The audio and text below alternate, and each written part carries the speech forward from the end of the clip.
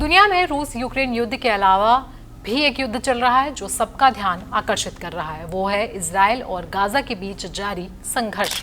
ये लड़ाई लंबे समय से जारी है और थमने का नाम नहीं ले रही है। वहीं दूसरी ओर ट्रंप लगातार ऐसे फैसले ले रहे हैं जो बाकी देशों के लिए चिंता का कारण बनते जा रहे हैं। हाल ही में ट्रंप ने यूक्रेन का साथ देने से मना कर दिया था, जबकि वे इजराइल का साथ लगातार दे रहे हैं। ट्रंप के ऐसे आचरण पर उन पे दोहरे आचरण का आरोप लग रहा है और लोग कई तरह की बातें उनके बारे में कर रहे हैं। इस बीच ट्रंप ने हाल ही में एक AI वीडियो जारी किया था जिसमें उनकी एक मूर्ति दिखाई गई थी और उस पर गाजा लिखा हुआ था। इस वीडियो को लेकर काफी सारा विवाद सोशल मीडिया पर हुआ था। ट्रंप ने गाजा को एक रिवेरा बनाने की घोषणा की थी, जिसका मतलब होता है एक खूबसूरत और आकर्षक स्थान। नमस्कार, मेरा नाम है आयुषी और आप देख रहे हैं जनसत्ता। गाजा में सीजफायर के बाद जब पुनर्निर्माण की बात उठी तो अमेरिका के राष्ट्रपति डोनाल्ड ट्रंप ने गाजा को अपने नियंत्रण में लेने का प्रस्ताव रखा। इसके बाद अरब दुनिया ने ट्रंप के इस प्रस्ताव का विरोध किया और सक्रिय रूप से इस पर प्रतिक्रिया दी।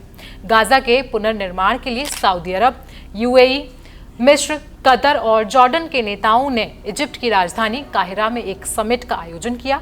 अरब नेताओं ने ट्रंप के उस प्रस्ताव को नकार दिया जिसमें उन्होंने गाजा को एक पर्यटन स्थल बनाने की बात कही थी। इजिप्ट की अध्यक्षता में अरब नेताओं ने गाजा के लिए एक मास्टर प्लान तैयार किया जिसमें गाजा के पुनर्निर्माण से लेकर गाजा में भविष्य में किस तरीके से सरकार बनेगी, किसका नियंत्रण होगा, इस सारी बातों पर चर्चा की गई। हालांकि मीडिया में ये खबरें आई हैं कि इस योजना में हमास को बाहर रखा है, लेकिन जब हम इस रणनीति को ध्यान से समझते हैं तो ये स्पष्ट होता है कि इसके पीछे हमास का ही हाथ था। शौकत भारती, जो मध्य पूर्व की राजनीति और फिलिस्तीन की स्थिति को गहराई से समझते हैं, उनका कहना है कि सीजफायर से पहले हमास ने अरब देशों के साथ बातचीत करते हुए कहा था कि गाजा में चुनाव करवाए जाएं। हमास को पूरा विश्वास है कि अरब देशों और इजराइल के चाहने या ना चाहने से गाजा की जनता उन्हें ही मौका देगी।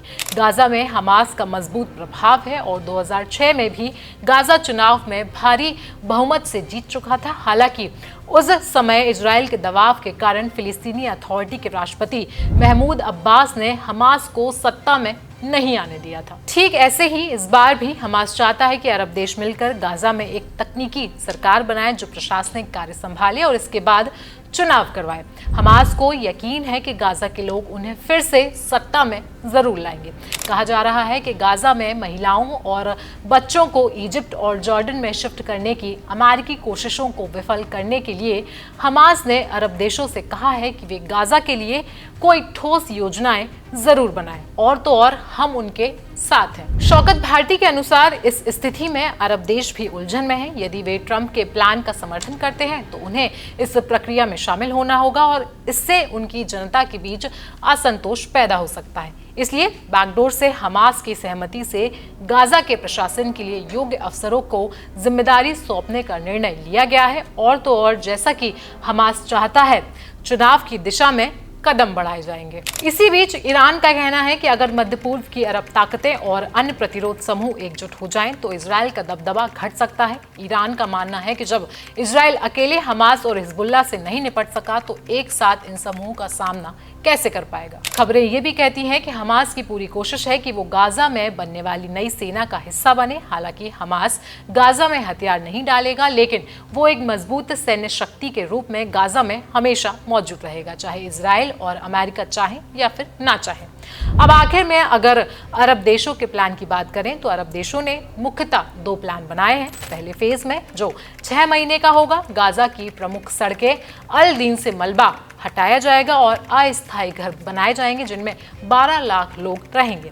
इसके बाद 60,000 इमारतों की भी मरम्मत पहले फेज में की जाएगी। वहीं दूसरे फेज में, जो कि 4 से 5 साल तक चलने वाला है, 4 लाख स्थायी घर बनाए जाएंगे और गाजा के बंदरगाह और एयरपोर्ट को नए सिरे से विकसित किया जाएगा। साथ ही गाजा में पानी, बिजली, टेलीकॉम और बुनियादी ढांचे को सुधारने के लिए विदेशी फंड भी जुटाया जाएगा। तो हमास और इजराइल के बीच चल रही इस पूरी जंग को लेकर आपकी राय क्या है, हमें आप कमेंट सेक्शन में बताएं और साथ ही साथ हमें ये भी बताएं कि आपको अरब देशों का ये प्लान गाजा कैसा लगा है। बाकी देश दुनिया की खबरों के लिए आप बने रहें जनसत्ता के साथ।